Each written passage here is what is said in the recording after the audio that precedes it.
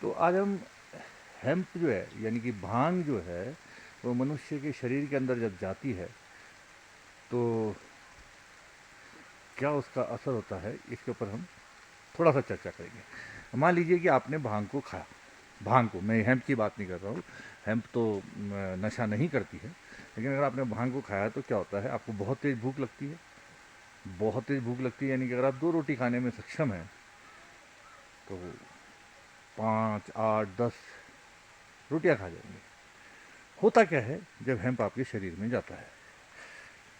तो ये कमरे पे बैठ के हम इसके ऊपर डिटेल में बात करेंगे, क्योंकि यहाँ मुझे हाथ से पकड़ना पड़ रहा है इसमें बैठ के। नमस्कार दोस्तों, आज हम चर्चा करेंगे कि भांग खाने से अधिक भूख क्यों लगती है। Why we feel hungry when you consume cannabis.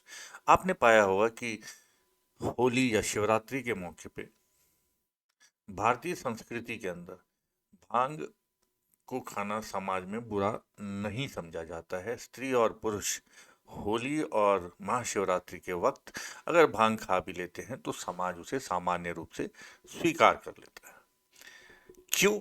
ये भारतीय संस्कृति के अंदर समाहित है। आप देखेंगे कि सर्दी के मौसम में हमारे शरीर को ज़्यादा ऊर्जा की ज़रूरत होती है। हमारे शरीर को जब ज़्यादा ऊर्जा की ज़रूरत होती है तो प्रकृति ने देखा कि इस वक्त मैमल्स को, मनुष्यों को ज़्यादा ऊर्जा की ज़रूरत है, तो जो भी प्रकृति में फल फूल उगते हैं इस वक्त वो ज़्यादा ठोस होते हैं। सर्दी में उगने वाले जैसे मूली हो गया, गाजर हो गया, हरे पत्ते वाले पदार्थ हो गए, या विटामिन सी, या नींबू हो गए, संतरा हो गया, गलगल हो गया, ये सारी की सारी चीज़ें सर्दी के मौसम में आती है, क्योंकि हमारे शरीर को ज़्यादा ऊर्जा की ज़रूरत होती है और ज़्यादा ऊर्जा का कंजप्शन बॉडी के टेम्परेचर को मेंटेन करने के लिए इस्तेमाल होती है। तो जब मौसम बदल रहा होता है, यानी कि सर्दी से गर्मी का सीजन आ रहा होता है, उस वक्त भारत के अंदर होली और महाशिवरात्रि आती है। हमारी जठराग्नि यानी डाइजेस्टिव पावर जो है उस वक्त चेंज होती है। तो उसको रेगुलेट करने के लिए भारतीय संस्कृति के अंदर भांग खाने के लिए 1 दिन या 2 दिन वर्ष के अंदर समाज के लिए भी निर्धारित करा गया है। तो देखते हैं जब हम भांग खाते हैं तो हमारे शरीर पे क्या प्रभाव होता है। लेकिन उससे पहले हम थोड़ी सी जो भ्रांतियां हैं लोगों के मन में उसे दूर करने का प्रयास करते हैं। भांग क्या होता है, गांजा क्या होता है और चरस क्या होता है। भांग जो होता है वो भांग के पौधे से जो हरी पत्तियों को तोड़कर फिर उसको उबाल कर उसको पीस कर उसके अंदर मीठी चीज़ें, बादाम, घी और ये सारी चीज़ें, जिससे कि वो ज़्यादा एनर्जी गिविंग हो जाए, जो त्योहारों में इस्तेमाल किया जाता है, वो हमारे शरीर की एनर्जी की आपूर्ति कर सके, इसलिए उसके अंदर बादाम, काजू ये सारी चीज़ें मिलाई जाती हैं। गांजा जो होता है, गांजा भांग के पौधों से उसके फूल और पत्तों को तोड़ के सुखा दिया जाता है छाया के अंदर, और उसको फिर सिगरेट के साथ मिला के पिया जाता है। चरस जो है वो फूल और पत्तों को रगड़ के या अन्य मैकेनिकल माध्यम से उसका जब अर्क निकाल लिया जाता है उसे चरस कहा जाता है। यानी कि चरस जो है वो हाईली कंसंट्रेटेड होता है, उससे थोड़ा कम कंसंट्रेटेड गांजा होता है और उससे कम कंसंट्रेटेड भांग होता है। भारत के एनडीपीएस एक्ट के अंदर भांग को, यानी कि भांग के पत्तों से जो पदार्थ बनाए गए हैं उसको अपराध नहीं माना गया है, परंतु गांजा और चरस के इस्तेमाल को अपराध माना गया है। तो जब हम भांग खाते हैं या सिगरेट के माध्यम से पीते हैं तो ये हमारे जो सामने अंग दिख रहे हैं उनके ऊपर असर करता है। Basal ganglia, limbic forebrain, stomach and small intestine, hypothalamus and rhombencephalon. Rhombencephalon, I am not a very big biology student. तो रोम्बेन सेपेलॉन, ये चार चीज़ें, basal ganglia, limbic forebrain, hypothalamus and rhombencephalon जो है ये हमारे brain के अंदर पाए जाते हैं। और ब्रेन के अंदर भी इसके साथ, यानी कि भांग के साथ जो चीज़ कनेक्ट होती है वो CB1 रिसेप्टर्स होते हैं। तो ये CB1 रिसेप्टर्स जो हैं वो स्टोमक और हमारे स्मॉल इंटेस्टाइन में भी पाए जाते हैं, साथ ही साथ हमारे ब्रेन में भी पाए जाते हैं। तो आइए हम आगे बढ़ते हैं। उससे पहले डॉक्टर रेपल मैकुलम को हम अपनी श्रद्धांजलियां अर्पित करते हैं। डॉक्टर रेपल मैकुलम वो आदमी थे जिन्होंने भांग के पौधे के अंदर टेट्राहाइड्रोकैनाबिनॉइड यानी कि THC इसकी खोज करी थी और उन्होंने बताया था कि टीएचसी जो है वो हमारे शरीर के अंदर जाके नशा उत्पन्न करता है। नशा क्या होता है? नशा वो होता है जब हम किसी बाहरी पदार्थ को खाते हैं और उस पदार्थ को खाने से हमारे ब्रेन की जो नॉर्मल फंक्शनैलिटी होती है वो अल्टर हो जाती है। यानी हमारा ब्रेन किसी बाहरी खाद्य पदार्थ या पेय पदार्थ की वजह से अपना सामान्य कार्य नहीं कर रहा होता है, अपने सामान्य कार्य करने के मोड से बाहर निकल जाता है, तब हम कहते हैं कि मनुष्य नशे की स्थिति में है। तो डॉक्टर रेपल मैकुलम ने यह पाया कि भांग के पौधे के अंदर टेट्राहाइड्रोकैनाबिनॉइड नाम का एक तत्व रहता है जो हमारे शरीर के अंदर नशा उत्पन्न करता है। नशे के साथ साथ ये अन्य कार्य भी करता है, हम इसको आगे जाएंगे। तो डॉक्टर रेपर मैकुलम ने जब भांग के अंदर टीएचसी की डिस्कवरी करी, टीएचसी की खोज करी, तो उन्होंने भांग का मनुष्य के शरीर पे क्या-क्या प्रभाव होता है इसका अध्ययन करना शुरू किया। जब उन्होंने इसका अध्ययन करना शुरू किया तो उन्होंने पाया कि हमारे शरीर के अंदर एक एंडोकैनाबिनॉइड सिस्टम भी होता है। इससे पूर्व हमारे शरीर के अंदर respiratory system, digestive system, nervous system, circulatory system, ये सारे सिस्टम्स जो दिखाई देते हैं आंखों से, उनकी खोज हो गई थी। परंतु भांग का मनुष्य के शरीर पे क्या प्रभाव पड़ता है, मात्र इसी के अध्ययन के माध्यम से एंडोकैनाबिनॉइड सिस्टम की खोज करी गई थी। ये एंडोकैनाबिनॉइड सिस्टम करते क्या है हमारे शरीर के अंदर? एंडोकैनाबिनॉइड सिस्टम हमारे शरीर के अंदर रेगुलेशन का काम करते हैं। रेगुलेशन यानी कि हमारे बॉडी का टेम्परेचर रेगुलेशन, हमारे बॉडी के अंदर insulin insulin regulation, cholesterol regulation, यानी हमारे शरीर के अंदर लाखों प्रक्रियाएं चल रही होती हैं, उनको नियंत्रण में रखने का काम जो है वो एंडोकैनाबिनॉइड सिस्टम करते हैं। तो आइए शुरू करते हैं। हम भांग दो तरीके से लेते हैं। एक तो हम अपने मुंह के माध्यम से खाते हैं, यानी कि भांग को खाते हैं। दूसरा हम गांजे को स्मोक करते हैं या चरस को स्मोक करते हैं। तो आप पाएंगे कि ये सामने जो नक्शा दिख रहा है, इस नक्शे के अंदर अगर आप इनहेल करते हैं, यानी कि आप सिगरेट के माध्यम से पीते हैं, तो आप पाएंगे विद इन 5 to 10 मिनट्स आपको हाई महसूस होने लग जाता है, आपको नशा फील होने लग जाता है, आपको लगता है कि आपको भांग का या गांजे या चरस का नशा हो गया है। वो 5 से 10 मिनट में अनुभव हो जाता है। यह नशा आपको 1 घंटे या 4 घंटे तक महसूस होता रह सकता है और इस बात पे निर्भर करेगा कि आप इसके कितने फ्रिक्वेंट कंज्यूम करने वाले व्यक्ति हैं, आप उस सिगरेट को कितनी बार पीते हैं या कितने ज़्यादा समय से पी रहे हैं। तो यानी कि 1 घंटे से 4 घंटे तक गांजे का या चरस का आपके ऊपर असर रहेगा।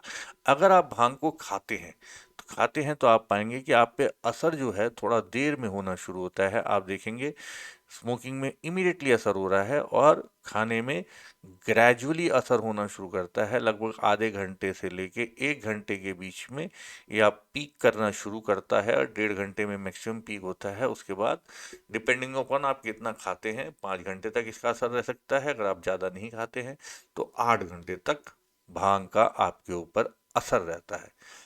तो भांग का असर कहाँ होता है? भांग का असर होता है हमारे दिमाग पे। नशे से मतलब कह रहा हूं मैं। भांग का असर हमारे ब्रेन के ऊपर पड़ता है। अब हम थोड़ा सा ब्रेन को समझते हैं और ब्रेन की एनर्जी रिक्वायरमेंट को समझते हैं। हमारा ब्रेन जो है हमारे शरीर का कुल 2% होता है, वजन के हिसाब से भी और साइज के हिसाब से भी। लेकिन हमारा ब्रेन जो है हमारे शरीर के अंदर जितनी भी ऊर्जा बनती है, यानी कि हम जो भी खाना खाते हैं उससे जो भी ऊर्जा बनती है उसका 20% सोते हुए, जागते हुए भी नहीं, सोते हुए 20% एनर्जी जो है वो हमारे ब्रेन के अंदर जाती है। ब्रेन के अंदर जाके ये हमारे शरीर के अव सारे सिस्टम्स को नियंत्रण करने का काम करती है। हमारे बॉडी के टेम्परेचर का, कोलेस्ट्रॉल का, शुगर का, यानी हमारा दिमाग सोते हुए जगते हुए हमेशा फंक्शनैलिटी में रहता है। तो 20% ऊर्जा जो है वो हमारा ब्रेन खाता है। आइए अब देखते हैं हमारे ब्रेन के अंदर और हमारे पेट के अंदर क्या क्या होता है। जब हम भांग खाते हैं, हमने नक्शे में देखा कि स्मोकिंग करते हैं तो 5 से 10 मिनट के बाद और लगभग 1 घंटे के बाद अगर हम उसे मुंह के रास्ते से कंज्यूम करते हैं तो वो असर करना शुरू करता है। जब ये टीएचसी टेट्राहाइड्रोकैनाबिनॉइड हमारे रक्त में घुल जाता है और रक्त में घुलने के पश्चात ये हमारे मस्तिष्क के अंदर जाता है। टीएचसी हमारे मस्तिष्क के अंदर, जो मैंने नाम बताए थे, basal ganglia, limbic forebrain, hypothalamus, rhombencephalon, ये सारे के सारे जगहों के अंदर CB1 रिसेप्टर्स होते हैं। ये टीएचसी जाके उन रिसेप्टर्स के साथ जाकर कनेक्ट हो जाता है। तो आइए समझते हैं बेसल गैंग्लिया क्या करता है, लिम्बिक फोरब्रेन क्या करता है, हमारा पेट और हाइपोथैलेमस वगैरह क्या करते हैं। बेसल गैंग्लिया हमारे ब्रेन के अंदर पाए जाते हैं। इसका काम ये रहता है कि जो काम हम रिपीटेड कर रहे होते हैं, जैसे कि हम अपने घर से लेके दफ्तर जा रहे होते हैं, अपने घर के अंदर कमरों के अंदर बार बार रिपीटेडली घूम रहे होते हैं, या हम बाइक चला रहे होते हैं या कार चला रहे होते हैं, तो ये काम रिपीटेड है। शुरू में जो काम हम ये काम जब कर रहे होते हैं तो हमें बहुत कंसंट्रेट करना पड़ता है। उदाहरण के लिए, जब आप पहली बार कार चला रहे होंगे या पहली बार बाइक चला रहे होंगे तो आप बहुत ध्यान दे के कि हाँ, अब एक्सीलेटर देना है, अब ब्रेक मारना है, अब क्लच पकड़ना है, या रास्ता भी अब लाल बत्ती से दाहिने मुड़ना है, या सड़क पे यू टर्न लेना है, वो ग्रेजुअली आप धीरे धीरे उसे याद करते हैं और ये सारी इन्फॉर्मेशन आपके बेसल गैंग्लिया में जाके स्टोर हो जाती है। 6 महीने के बाद, 3 महीने के बाद जब आप एक्सपर्ट हो जाते हैं बाइक चलाने में या कार चलाने में, तो आप रास्ता भी आपको पूरा याद हो जाता है। आप मोबाइल पे बात करते हुए भी अपने ऑफिस से घर या घर से ऑफिस पहुंच जाते हैं और आपको पता भी नहीं चलता है कि आपने कहाँ पे हॉर्न मारा, कहाँ पे एक्सीलेटर दिया, कहाँ पे ब्रेक मारा। ये सारी की सारी इन्फॉर्मेशन हमारी बेसल गैंग्लिया में स्टोर होती है, क्योंकि जो काम हम रिपीटेड करते हैं वो हमारा बेसल गैंग्लिया में चला जाता है। साथ ही साथ बेसल गैंग्लिया हमें आनंद की अनुभूति भी कराने का काम करता है। लिम्बिक फोरब्रेन जो होता है वो हमारे इमोशंस को नियंत्रण करता है, हमारे फियर वगैरह को नियंत्रण करता है और एंग्जाइटी को नियंत्रण करता है। इसीलिए जब आप भांग ज़रूरत से ज़्यादा खा लेते हैं या चरस ज़रूरत से ज़्यादा खा लेते हैं, तो आपको ऐसा लगने लग जाता है कि छोटी चीज़ बहुत बड़ी हो गई है, आपको डर लगने लग जाता है, आपको ऐसा लगने लग जाता है कि आप हवा में उड़ने लग गए हैं। एक एंग्जाइटी बहुत ज़्यादा बढ़ जाती है और डर लगने लग जाता है। तो ये काम जो है लिम्बिक फोरब्रेन करता है। अब आपने ये दो चीज़ों के अंदर देखा कि basal ganglia, limbic forebrain, hypothalamus और रोम्बेनसेफेलॉन जो हैं, ये सारे के सारे एक्टिवेट हो जाते हैं जब हम टीएचसी को कंज्यूम करते हैं या भांग को कंज्यूम करते हैं। तब जब हम भांग को कंज्यूम करते हैं तो हम ये भी पाते हैं कि हमारी इमेजिनेशन की जो कैपेसिटी है वो कई गुना ज़्यादा बढ़ गई है, ऐसा फील होता है। एक्चुअल में होता है नहीं होता है ये रिसर्च का विषय है, लेकिन मनुष्य को फील होता है कि वो ज़्यादा इमेजिनेटिव हो गया है, ज़्यादा क्रिएटिव हो गया है। तो उस वक्त हमारा ब्रेन जो है बहुत ही ज़्यादा गति से काम कर रहा होता है, बहुत ही ज़्यादा क्रिएटिव होने की कोशिश कर रहा होता है। तो हमारा ब्रेन बहुत ही ज़्यादा एनर्जी कंज्यूम करने लग जाता है। एनर्जी कंज्यूम जब वो करता है तो साइमल्टेनियसली वो हमारे स्टमक और स्मॉल इंटेस्टाइन को ऑर्डर देता है, आई नीड मोर एनर्जी। तो यहाँ पे हम देखते हैं कि क्या होता है, जब ब्रेन से ऑर्डर आता है आई नीड मोर एनर्जी, तो हमारे पेट के अंदर, हमारे स्टमक के अंदर गैरलिन नाम का एक पदार्थ होता है, ये सिक्रीट होता है। इसकी क्वांटिटी ज़्यादा सिक्रीट होना शुरू हो जाती है। सिक्रीट होने के लिए हमारा जो इंसुलिन है, जो हमारा पैनक्रियाज है, वो हमारे ब्लड के अंदर देखता है कि ग्लूकोज की मात्रा कम या ज़्यादा तो नहीं है। तो यानी कि नॉर्मल कंडीशंस के अंदर तो पैनक्रियाज काम करता है, इंसुलिन को रिलीज करता है, ब्लड शुगर को कंट्रोल करता है सामान्य तरीके से। परंतु जैसे ही हम टीएचसी का कंजप्शन करते हैं, भांग का कंजप्शन करते हैं, पैनक्रियाज जो है वो सेंसिंग की फंक्शनैलिटी को छोड़ देता है। गैरलीन जो है वो ज़्यादा सिक्रीट होने लग जाता है। लेप्टिन जो हमें पेट भरने का एहसास कराता है, लेप्टिन हमें जो पेट भरने का एहसास कराता है वो कम होना शुरू हो जाता है। गैरलीन जो हमें भूख होने का एहसास कराता है वो ज़्यादा होने शुरू हो जाता है। इंसुलिन जो है वो सेंसेशन कम कर देता है। यानी कि ये सारे के सारे मिलने के पश्चात क्या होता है, हमें बहुत तेज भूख का एहसास होने लग जाता है। और क्यों होने लग जाता है? क्योंकि हमारे ब्रेन को ज़्यादा एनर्जी की ज़रूरत होती है इमेजिनेशन करने के लिए।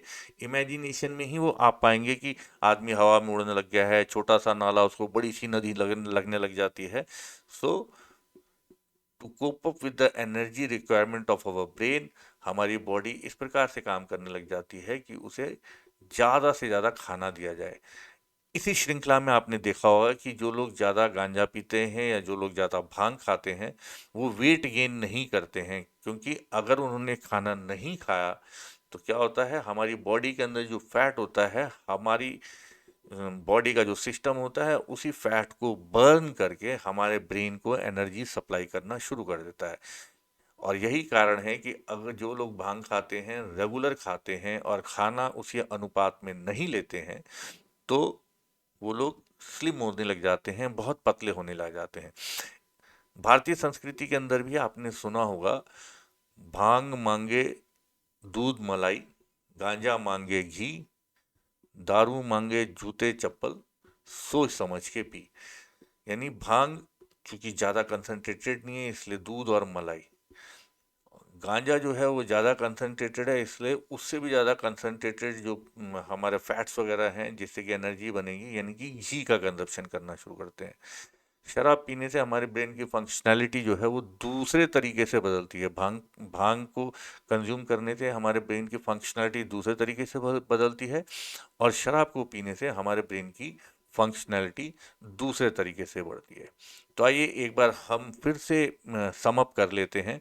हमारे ब्रेन के अंदर भांग के अंदर मौजूद टीएचसी जो है वो CB1 CB2 रिसेप्टर्स के साथ जब कनेक्ट हो जाता है, CB1 CB2 रिसेप्टर्स जो है हमारी पूरी बॉडी के अंदर पाए जाते हैं। भांग जब जाता है तो अमेलागेडा, यानी कि जो हमें आनंद की अनुभूति होती है, आनंदामाइड अमेलगेडा से सिक्रीशन शुरू हो जाता है। बेसल गैंग्लिया, जो हम भांग खाने के बाद आपने देखा होगा शॉर्ट टर्म मेमोरी लॉस होता है, वो इसलिए होता है क्योंकि बेसल गैंग्लिया के अंदर भांग जो है वो रिएक्ट करना शुरू कर देता है। बाकी सारे के सारे हमारी बॉडी के अंदर आनंद की फील कराने के लिए, एंग्जाइटी की फील कराने के लिए या भूख लगने की फील कराने के लिए पूरा का पूरा ब्रेन एक्टिवेट हो जाता है और अपने कमांड देना शुरू कर देता है हमारी पेट के अंदर, हमारे डाइजेस्टिव सिस्टम के अंदर घैरलीन के रिलीज करने के लिए, इंसुलिन को नियंत्रित करने के लिए। तो इस प्रकार से आप देखते हैं जैसे ही हम भांग खाते हैं, अगर हमने सिगरेट पिया है तो पूरा का पूरा सिस्टम ब्रेन का हमारा एक्टिवेट हो जाता है और उसी अनुपात में हम काम करने लग जाते हैं। तो आशा करता हूँ आप लोगों को समझ में आ गया होगा। इस वीडियो से संबंधित आपके जो भी प्रश्न हैं वो आप मुझे कमेंट बॉक्स में लिखकर पूछ सकते हैं। अगर मुझे पता होगा तो मैं निश्चित रूप से बताऊंगा, अगर मुझे नहीं पता हो तो मैं उस पर रिसर्च करके आप लोगों के लिए ढूंढ के लेके आऊंगा। तो आपका बहुत बहुत धन्यवाद।